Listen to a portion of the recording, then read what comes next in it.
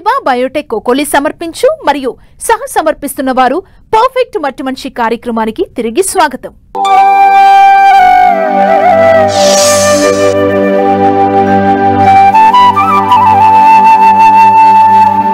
రసాయన ఎరువులు, పురుగుల మందులు లేని పంట సాగు విస్తరిస్తోంది. ముఖ్యంగా ఆంధ్రప్రదేశ్లో చాలా చోట్ల రైతులు సేంద్రియ సాగు విధానాలు, సమగ్ర వ్యవసాయ పద్ధతులను అనుసరిస్తూ మెరుగైన ఫలితాలు సాధిస్తున్నారు. ఈ క్రమంలోనే శ్రీకాకుళం జిల్లాకు చెందిన కొందరు రైతులు ఏకంగా తిరుమల తిరుపతి దేవస్థానంతో ఒప్పందం కుదుర్చుకున్నారు.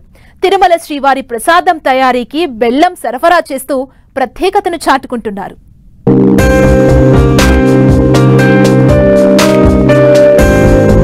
శ్రీకాకుళం జిల్లా ఆముదాల వలస మండలం నిమ్మతొర్లవాడ గ్రామంలో అనేక మంది రైతులు ప్రకృతి వ్యవసాయం చేస్తున్నారు. సేంద్రియ విధానాలను అనుసరించే ధాన్యం, మొక్కజొన్న, చెరకు ఇలా ఆహార పంటలతో పాటు ఉద్యాన పంటలను సాగు చేస్తున్నారు. జిల్లాలో ఏటా ఈ విధానం పెరుగుతున్నా సేంద్రియ పంట ఉత్పత్తులకు సరైన మార్కెటింగ్ సదుపాయం లేకపోవడం రైతులను నిరాశకు గురిచేస్తోంది. ఈ పరిస్థితుల్లో విజయనగరం జిల్లా ప్రకృతి విభాగం అధికారులు తిరుమల తిరుపతి దేవస్థానంతో ఒక ఒప్పందం కుదుర్చుకున్నారు. ప్రకృతి వ్యవసాయం ద్వారా పండించిన చెరకు నుంచి వండిన బెల్లాన్ని తిరుమల తిరుపతి దేవస్థానం ప్రసాదం తయారీకి బెల్లం తీసుకునేందుకు టీటీడీ కూడా అంగీకరించింది. ఈ మేరకు గత సంవత్సరం రైతు నక్కా చిరంజీవిరావు ప్రకృతి విధానంలో వండిన బెల్లాన్ని పంపారు. ఈ ఏడాది దాదాపు 120 టన్నుల బెల్లాన్ని టీటీడీ ఆర్డర్ ఇచ్చింది. ఇందుకోసం చాలా మంది రైతులు బెల్లాన్ని వండుతున్నారు. ఇప్పటికే 50 టన్నుల బెల్లం సిద్ధం చేశారు. తమ పంటలను టీటీడీ ప్రసాదానికి ఇవ్వడాన్ని రైతులు అదృష్టంగా భావిస్తున్నారు.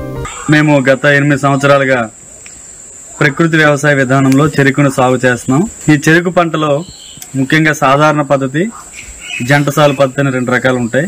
సాధారణ పద్ధతికి వచ్చేసరికి మనం ఎకరానికి 5 టన్నుల విత్తనం అవసరం.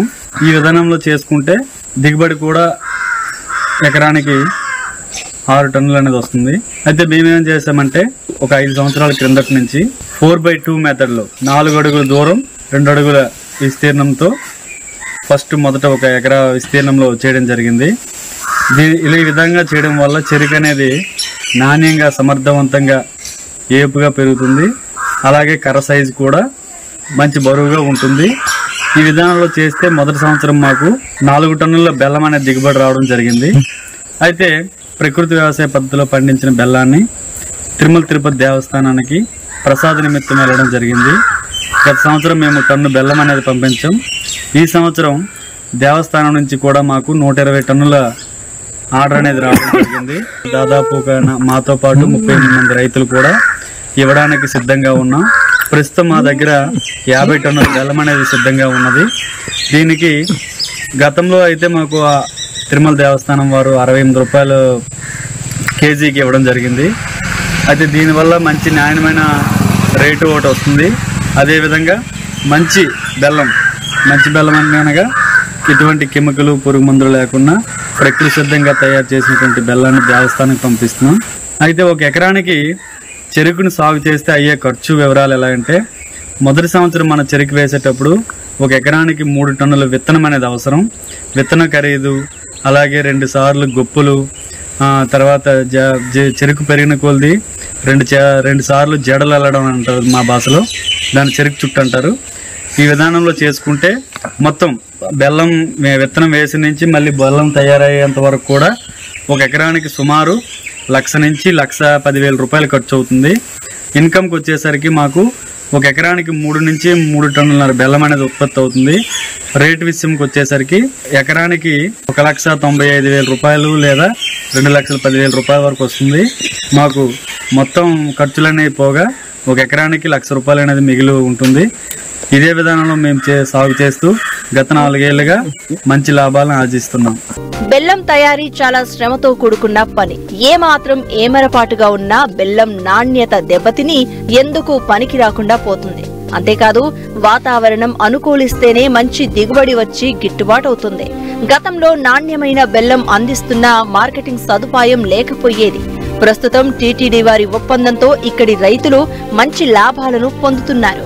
ప్రకృతి వ్యవసాయంలో పండిస్తున్న చెరుకు గణనీయమైనటువంటి కీర్తిని ఆదాయాన్ని తీసుకొచ్చింది. మేము ప్రకృతి వ్యవసాయం 5 సంవత్సరాల నుంచి చేస్తున్నాము. ఫస్ట్ 2-3 సంవత్సరాలు కొంతవరకు దిగుబడి తగ్గింది. అయినప్పటికి కూడా 3వ సంవత్సరం నుంచి మామూలు కెమికల్ వ్యవసాయం కంటే గణనీయమైనటువంటి దిగుబడి పెరగడం జరిగింది. అలాగే 1 టన్ను బెల్లాన్ని తిరుపతి దేవస్థానంకి మా దగ్గర నుంచి పంపించడం జరిగింది. ఈ సంవత్సరం కూడా మేము బెల్లం తయారు చేస్తున్నాము. పూర్తిగా ఏమీ వేయకుండా ఓన్లీ రాళ్ళు చున్నము నీళ్లతో తయారు చేసినటువంటి బెల్లాన్ని మార్కెట్లో మేము ఉంచడం జరుగుతుంది. ఈ బెల్లము అన్ని జిల్లాలకి ఇంచుమించు 2-3 రాష్ట్రాలకు కూడా మేము ఇక్కడి నుంచి పంపించడం జరుగుతుంది. మేము పంపించడం స్టార్ట్ చేసిన తర్వాత ఇక్కడుండే రైతులందరూ కూడా ఈ ప్రకృతి వ్యవసాయం మీద మంచి అవగాహన కలిగి బెల్లాన్ని పంపిస్తూ ఒక ఆదాయాన్ని తెచ్చుకోవడం జరుగుతుంది.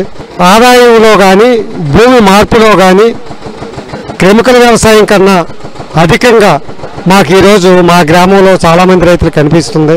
ప్రకృతి వ్యవసాయం అడుగులు ముందుకు వేస్తూ గ్రామం మొత్తం ప్రకృతి వ్యవసాయంలోకే వెళ్ళే అవకాశం బాగా కనిపిస్తుంది. గతంలో ప్రకృతి సేంద్రియ సేద్యంపై ఆసక్తి ఉన్న చాలా మంది రైతులు సాగుకు ముందుకు రాలేదు. దీంతో డివిజన్ల వారీగా క్షేత్రస్థాయిలో సమావేశాలు ఏర్పాటు చేసి ప్రకృతి సాగు ప్రయోజనాలపై రైతులకు అధికారులు అవగాహన పెంచారు. అదేవిధంగా మార్కెట్ సౌకర్యంపైన భరోసా లభించడంతో సేంద్రియ విధానాల్లో పంటల సాగు విజయనగరం జిల్లాలో క్రమంగా విస్తరిస్తోంది. పంట వేసినప్పటి నుంచి దిగుబడి చేతికొచ్చే వరకు అధికారులు పర్యవేక్షిస్తూ సలహాలు సూచనలు ఇస్తూ రైతులను ప్రోత్సహిస్తున్నారు. ఇక్కడ నిమ్మతోర్లాడు గ్రామంలో ప్రకృతి వ్యవసాయ పద్ధతిలో పండించి మరియు తయారు చేసిన బెల్లాన్ని ధరణి బ్రాండ్తో అమ్మకం చేయించడానికి అని చెప్పి ఈరోజు ఇక్కడికి రావడం జరిగింది. అయితే గత 3 సంవత్సరాలుగా ఈ గ్రామంలో ఉన్న 200 మంది ప్రకృతి వ్యవసాయ చెరుకు రైతుల్ని పూర్తిగా ప్రకృతి వ్యవసాయ పద్ధతిలోనికి తీసుకురావడానికి ప్రయత్నించడం జరిగింది.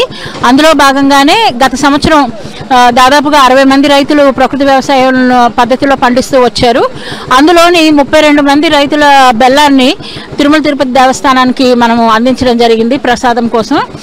ఇది చూసి జిల్లాలోని అనేక శాఖలు, వివిధ లైన్ డిపార్ట్మెంట్స్, నాబార్డ్ వారు, అలాగే డిసిసిబి వారు, అలాగే ఫుడ్ ప్రాసెసింగ్ వారు, డిఆర్డిఏ వారు వీళ్ళందరూ వచ్చి గ్రామాల్లోని ఫుడ్ ప్రాసెసింగ్ యూనిట్స్ని మరింత ప్రమోట్ చేస్తే ఇక్కడ తయారయ్యే బెల్లం మరింత స్వచ్ఛంగా ఉంటుందని, అలాగే ఈ తయారైన బెల్లానికి ఒక బ్రాండ్ క్రియేట్ చేసి మొత్తం దేశం అంతటా అమ్మకం కూడా సులువవుతుందన్న ఉద్దేశంతో ఇక్కడ ఎఫ్పిఓలు ఫార్మ్ చేసి ఎఫ్పిఓల ద్వారా 10 మంది రైతులకు పెద్ద ప్రాసెసింగ్ యూనిట్లకి లోన్ ఇవ్వడం జరిగింది. ఒక్కొక్క ప్రాసెసింగ్ యూనిట్కి 10 లక్షల చొప్పున లోన్స్ ఇవ్వడం జరిగింది. ఈ 10 లక్షల్లో 3,50,000 సబ్సిడీ కూడా ఇవ్వడం జరిగింది. అలాగే చిన్న రైతాంగం ఎవరైతే ఉన్నారో చిన్న యూనిట్లు ఉన్న వారికి కూడాను మిషనరీ వాళ్ళు సొంతంగా వాడుకున్నా కనీసం పైన షెడ్ మార్చుకోవడానికి వాటికి ఒక్కొక్క యూనిట్కి 2 లక్షల చొప్పున ఒక 20 మంది రైతాంగానికి ఫుడ్ ప్రాసెసింగ్ వారి ద్వారా లోన్స్ ఇప్పించడం జరిగింది. దీని ద్వారా ఏంటంటే తయారయ్యే జాగరి మొదటిది క్వాలిటీ పెరుగుతుంది. ఈ క్వాలిటీ పెరగడం వల్ల ఇప్పటికే ఈ గ్రామానికి ఒక బ్రాండ్ ఇమేజ్ క్రియేట్ అయింది కాబట్టి క్వాలిటీ కానీ పెరిగినట్లయితే ఈ తయారైన బెల్లాన్ని ఎక్కువ మందికి వీరు అమ్మించడానికి అవకాశం ఉంటుంది.